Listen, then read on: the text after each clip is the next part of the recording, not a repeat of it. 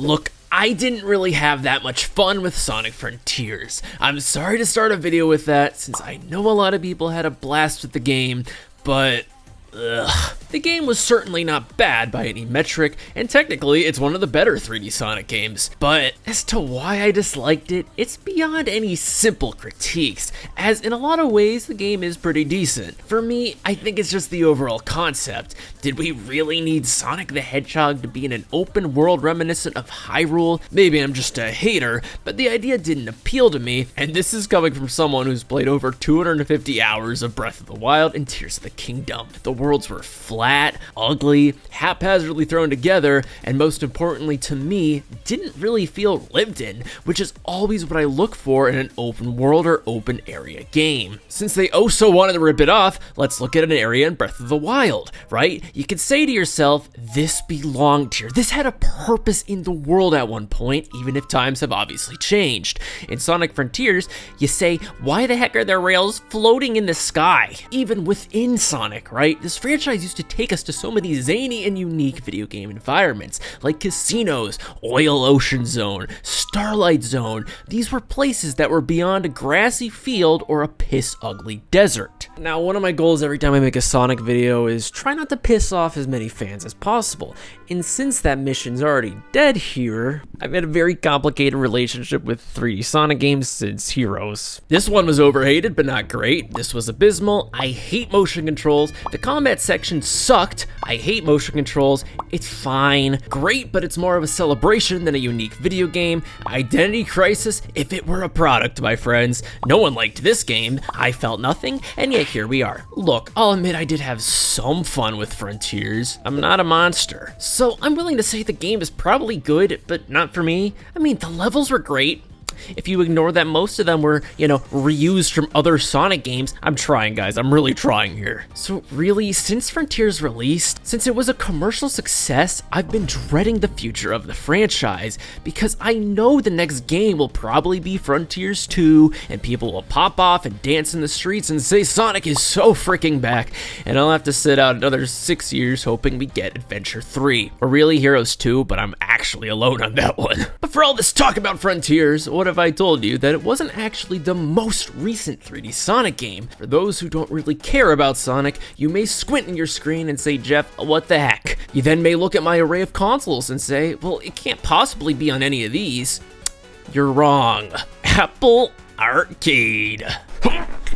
Apple Arcade is an all-digital streaming service meant for Apple products, with the goal of removing microtransactions and those ads for those mobile games that have you wondering where the attractive women were in the actual advertisement.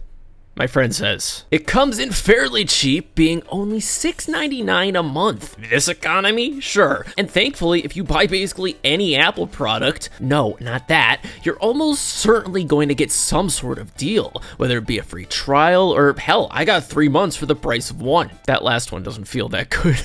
Some life advice. Never a great sign when a multi-trillion-dollar company is trying to pawn you off something for free. Apple Arcade isn't that bad. For the price of admission, there's enough to justify the price. If you are someone who for some reason wants a game streaming service, for one, there are plenty of plus titles that basically just mean you get to play the actual game without having to deal with ads for AI-generated slop that your grandma would salivate over. But there are notable franchises here that receive exclusive games. My good buddy Pac-Man has a Party Royale game, which is like saying you're gonna put ketchup on soap. There's a racing game featuring famous adult cartoon franchises like Family Guy, American Dad, King of the Hill. I don't know what this one is. Realistically speaking though, I'd say that the target demographic for this service isn't really for us hardcore gamers, and more so for the parents looking for games for their children. I mean, you have plenty of franchises like SpongeBob, Bluey, Winnie the Pooh that are represented either with their own games or crossovers. So if you do view children as the audience for the platform, Apple Arcade actually starts to make sense. Instead of paying for 1/64th a gallon of gas, you could pay a slight fee on your iPhone or iPad that you probably already have, let your kid play Family Feud Pocket while you go grocery shopping or divorce your partner. And you can feel safe knowing that your kid won't spend your life savings on some in-game currency for a game you've never heard of. And so this takes us to where two star-crossed lovers historically have always met. See, over the course of Sega's oh-so-troubled history, the company had always been smitten with the tantalizing idea of shoving Sonic the Hedgehog, or really other franchises, on basically any new developing gaming medium since the 90s. They put Sonic on the N-Gage, Tiger Electronics, the Gamecom, Netflix Gaming. Hell, Sega was even one of the first companies to embrace iPhone gaming as a whole. I even remember playing Sonic the Hedgehog 1 with the circle on a freaking iPod. So I guess it should come as no surprise that in 2023, a new 3D Sonic game would hit Apple Arcade, being called Sonic Dream Team. Note that this is also a subtitle of a Mario game. It will be important. Now, before we get into the nitty-gritty, it's important to mention here that this game wasn't developed by Sonic Team themselves. Maybe that's a good thing. Instead, Sonic Dream Team would be developed by Hard Light, which is probably one of the worst names for a game developer I've ever seen. What the hell is a Hard Light? Is there such thing as a soft light? Unfunny jokes aside, Hard Light mostly exists as a support team for Sega, with a specific focus on developing mobile games, such as a Crazy Taxi app, and even the long-lost media Choo Choo Rocket universe, which was later yanked from the App Store without any acknowledgement until Ninja Star Compass and I bothered a Sega employee and got a press statement about where it went. True story, here it is. Because I'm such a huge fan of Choo Choo Rocket. Yeah, whatever. They made mobile slop, which is a great segue into Sonic Dream Team. Leading up to the game's release, I remember following the first few trailers of it and feeling cautiously optimistic about it. I thought it looked stylistically incredible and quite fun even, dare I say? My voice can't get much higher, so I hope not. My biggest frustration was really just that it was on Apple Arcade, an all-digital streaming service with no contingency plans. But then Sony killed off physical media anyways, so screw it, we're in the end times. Let's look at it. Booting up the game, there's technically a story, in the same way I technically have to mention it despite not really caring about it. Look, I know there's lots of Sonic fans who specifically play the 3D games for the story and really like the characters, and so every time I talk about Sonic, I do make people kind of mad because I point out that I don't really care about this aspect of the franchise. For me personally, I just don't mind a simpler story for what I see as a platformer. So as the years went on, I got annoyed that Sega would treat the story and new characters as a more important aspect than, you know, making a functional video game. Now, Dream Team isn't too bad in this regard, but there are a whole lot of quote-unquote cutscenes that I admittedly zoned out watching, with the bulk of these taking the Super Monkey Ball Banana Mania approach of comic slides. And boy, that's sure a game to want to be inspired by. I don't know, Eggman's doing some Darkrai nonsense and making his dreams come true. And look, I know the guy's crazy, but he's gotta be one messed up fella to have these sorts of dreams. Men will really do anything besides go to therapy. There's then the token new character, Ariam, or sorry, REM, please laugh, who helps guide the Sonic team along the way to victory, and her pun name is the most notable thing I can name about the character, and the whole story.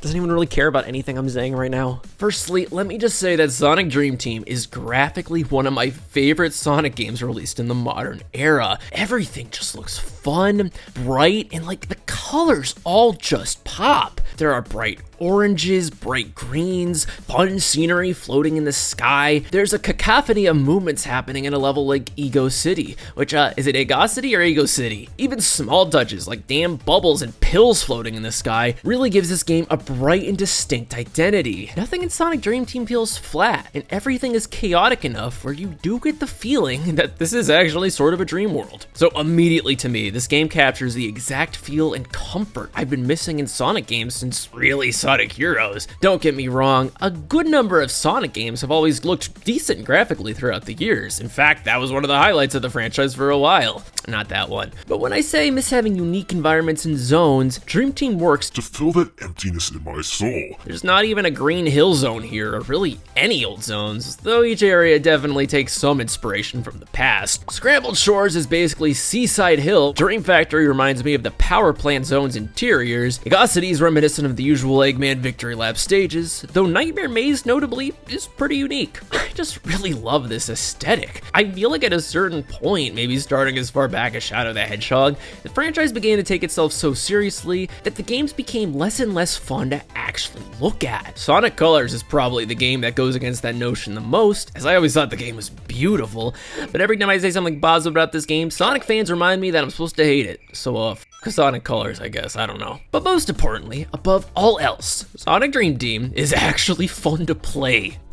Look, as I've inferred, I'm not the most hyper knowledgeable Sonic fan in the world, but I have played almost every modern Sonic game to some degree, except that one because I knew I'd hate it. And so this may sound like hyperbole, but I'm not kidding when I say that Sonic Dream Team controls better than any Sonic game I've played. And yes, I'll even say it, I think it controls better than the adventure games and my beloved Sonic Heroes. Now, it is a lot more simple with only really having a boost and a jump, but I don't care. To me, that's totally fine. Sonic games later on got carried away with having 10 different variations of moves that oftentimes were meaningless unless you were grinding for the S ranks. Tell me when you ever used the parkour in Sonic Lost World, please. And when you looked at the 2D classics, all you needed were 2 buttons to have a grand old time. Everything just flows here. The physics feel right. The rails work perfectly. Unlike most Sonic games I've played, and you can even lock onto them now. You can actually boost in short bursts to increase your speed without flying off the damn map. Your jumps aren't floaty or weird. What works is the fact that Hard Light didn't overcomplicate it. Sonic Dream Team is just a fun game to turn on and play and get a few hits of dopamine. It's better than drugs. I mean, I won't say it's perfectly flawless. I did softlock at one point when I accidentally stood on top of a tube because I guess I'm not allowed to have hobbies. And once in a while, the game will force you to pull off a stunt that the intern threw into the game on the bring your kid to work day while they were snorting Cheeto dust. Like getting this gem over the— wait, what did I just say? For everything you can say about Sonic Dream Team, it works and controls like a dream.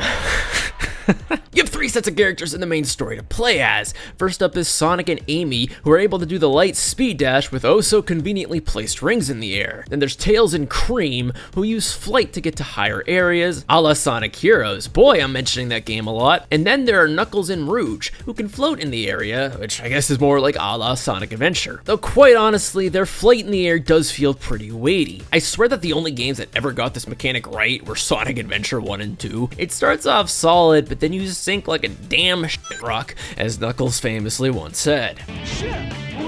But what I like about all these characters is that everyone just has the same speed as Sonic when you boost. Look, I know I've already pissed off every Sonic fan in the universe today, but we're going further. This is something I personally did not like about Sonic Adventure 1. Specifically, a character like Amy in that game moves slower than damn Mario walks in Super Mario 64. And throughout the franchise from there, other non-Sonic characters would sometimes be kind of fast, but not always Sonic's outright speed, which I always thought was a complete disservice to the classic games, where Tails and Knuckles were always keeping up with Sonic. I mean, how else did our younger siblings catch up to us as Tails to press the A button and pretend like they were playing the game? Now, some levels do lock you into one duo of characters, but notably, there are a lot of levels where you can just switch between the character archetypes on the fly. Almost like— yeah, I wonder why I like this game so much. Now, there is actually one other character, being none other than Shadow the Hedgehog. Gee, I wonder if anything was going on in the extended Sonic universe that would prompt them to put Shadow in the game in a free update shortly after launch. I mean, it was the year of Shadow, I guess, because side character-centric marketing campaigns are always a huge success. Now, honestly, this might be a hot take amongst hardcore fans, if they exist for this game, I don't know, but I hated playing as this character. Shadow sucks. You could tell they had like half an idea for him and threw the character in the game anyways to please the shareholders. Basically, he can stop time with his Chaos Emeralds, which outside of his one bonus level, really doesn't have any other use if you go back to try to play as him in the main game's levels. On top of that, he gets this really awkward sort of homing jump, where in slow motion, you can see a location you can choose to land on. In principle, it's sort of helpful, but it slows the game to a damn crawl, and quite frankly, is kinda glitchy. Shadow sucks. And I know people love this character, but sometimes someone just has to be the adult in the room and be honest and say it. Sonic Dream Team is split into acts, which subsequently offer multiple missions per the same level. Now, this is arguably what we in the gaming industry refer to as padding. If game reviewers are to be considered part of the industry, probably not. I think game developers hate us. I actually did have a pretty negative view on this at first, and quite frankly, I feel like that takes fair, because every Act's standard missions are usually just the same. Mission 1, you're tasked with finding 3 keys to unlock the second half of the level. Then there's always the mission where you have to find the Dream Orb shards, which personally, these are my favorite levels, as it just takes a section of an environment and lets you just run wild and go loose to find the collectibles. On top of that, you're given this chill and calm music, making this the most relaxed I've felt on a weekday my entire adult life. Then you start getting into sheer repetition not too far after these. You have to play the same level with a time limit, which quite frankly is always laughably generous, meaning you're just playing the level again. On that note, sometimes you just play the level again, but with checkpoints, and if you miss one, you may as well just restart, as backtracking basically kills the entire flow. And to pad things out even further, sometimes you'll be doing these same missions just with different types of characters, but to be fair, some of these only open up late into the game anyways, which makes those a nice little breather. And actually, the developers will sometimes make entirely new platforms floating in the sky, so these are basically new levels, and more of a positive than not. So this is sort of padding. So why am I not punching my computer, punching the wall, not labeling this video with the most clickbait title you've seen south of France? Well, because this is kind of the archetype of 3D Mario, is it not? Now, this wasn't my revelation, to be fair. I was recording this game in a VC with Ninja Star Compass, who notably has made his own video on this game that's probably actually in depth and better than mine, since he's actually a Sonic fan, and this was his comparison. And so I really stopped to think about it, and I was like,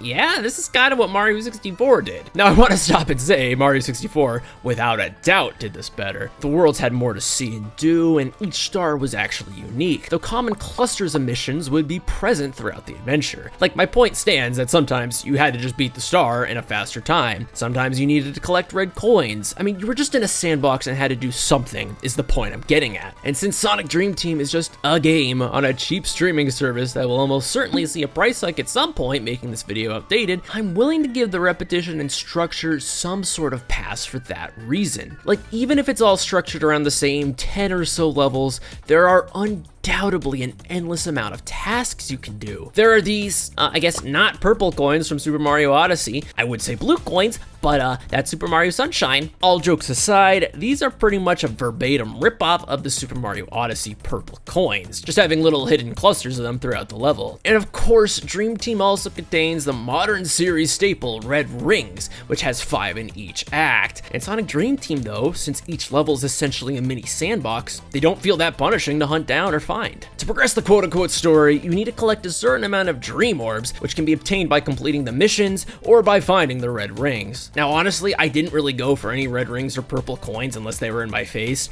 but even with that, I only had to go back to previous levels to squeeze out more Dream Orbs near the end of the game, so I'd say the system isn't far off from the green stars in Super Mario 3D World, where as long as you're engaging with the game a little bit, you really won't be gatekept from progressing. Boy, I'm referencing Mario a lot today, that's sure interesting. Now look, I won't say this game is all petunias and blueberries. I do feel like the bosses are complete dog shit. There's just so much waiting around. Like, come on, my thumbs are growing itchy over here. They remind me of Sonic Superstar bosses, and yes, I went there. And honestly, Sonic Dream Team is probably one of the easiest games I've ever played, and that says a lot coming from me because I suck at games. Even the final boss, while actually clever and sort of exhilarating, I beat it in one try. In fact, I think I beat almost everything in Sonic Dream Team in one try. There are some harder levels in the post-game, which I did probably reset a few times on, but at least the ones that I played were still pretty easy as long as I was paying attention. I feel like what makes Dream Team easier is that, unlike the classic Sonic games, you don't lose all of your rings upon getting hit, which is a bit of a letdown. In the old games, this would really provide some serious tension. Here, they may as well have just given Sonic an HP meter.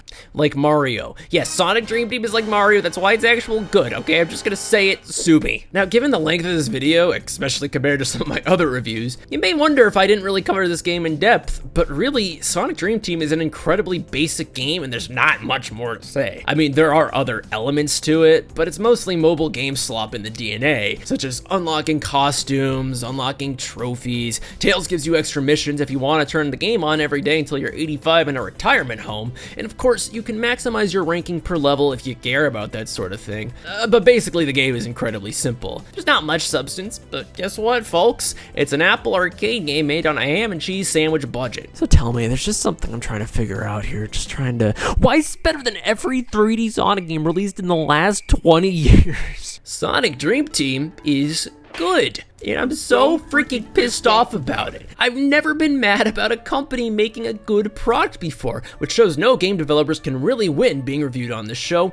Send me your codes for your games, please. The first reason I'm mad about this game being good is that Sonic Dream Team is all but fated to eventually become lost media. Now, if there's anything good from Sony's recent draconian decision to kill off physical media, it's that gamers have started to realize why digital products are so dangerous. Though really, I think we're about 15 years too late to prevent the all-digital apocalypse. Once games were going for like 12 cents on Steam, it was basically Jover. You don't own a digital game, and especially not when a game is on a streaming service. All a drunk intern has to do at Sega is push a shiny red button, and this game will officially be lost to time. And if you feel like it won't happen, I mean, some sources outright infer that Apple Arcade really isn't that profitable. And let me show you the Ouya, Google Stadia. Obviously with digital, it's always a bit of a crapshoot no matter what the service is, but I would bet money that in 10 years from now, hell, maybe even 3 or 5 years or sooner, this game won't be officially available anywhere. Heck, in the time I've been doing this web show, games I've actually made entire videos on have been removed from digital stores. Though in the case of something like Lego 2K, you could still buy a physical copy of it. Here, this review will almost certainly look stupid at one point in the future, and everything in it I could say can be outdated. Let me know how 2033 is going in the comments below, I guess, I don't know. Fans theorize this game could be ported to other platforms eventually, but you have to remember this is an Apple Arcade exclusive.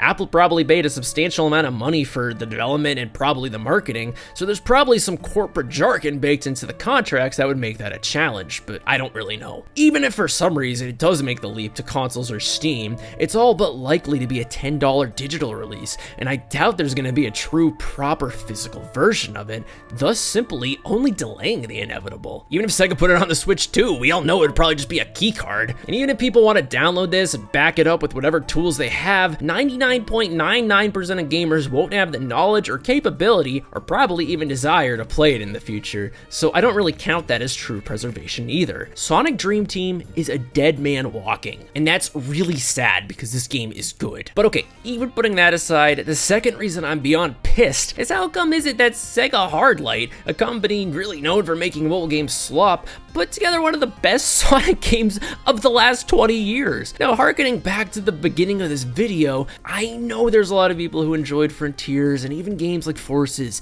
That's fine, but there's no denying that Dream Team is a closer product to a game like Heroes or the adventure titles, which a lot of fans do prefer and have been clamoring for follow-ups to for decades. Do you think there's just like some really pissed off Sonic fans sitting around at Hard Light who are like making this game as a cry for help? I mean, heck, can we let Hard Light make the next Super Monkey Ball game? Or I have a better idea. How about in the next 3D Sonic game, instead of recycling old levels, let the Hard Light team develop and make the new ones? Is this really the best use of their clearly impressive and present talent? Meanwhile, as Hard Light shows they know how to make an actual video game that's fun, the actual Sonic team is making 20-minute boss fights, aesthetically ripping off Breath of the Wild without actually understanding why, and collaborating with SpongeBob or any franchise that pays Sega $7 in a Happy Meal toy. This is turning into less of a review and more of a therapy vent session, but all jokes aside, it's important to me. I've been a disheartened Sonic fan basically my entire gaming career. Dream Team is the first time I felt I had a genuine enjoyment with this franchise in a long while, outside of maybe Mania, which coincidentally was also developed by other people. Interesting. So instead of being excited and celebrating that I played a good Sonic game, I'm kind of just bummed. Sonic Dream Team is like a dream. It's an alternative timeline and glimpse into what could have been and should have been. And now I have to wake up and get back to my real day-to-day life when they release Sonic Frontiers 2 and everyone says Sonic is better than it ever was. So freaking tired of all this crap. How dare they make a game with good graphics? How dare they make a game that controls phenomenally well? How dare they introduce unique levels to Sonic again? How dare they do things like go above and beyond to introduce a new animated cutscene and specific end song for the end of the game? Shame on you, Sega Hard Light. because you guys honestly deserve better.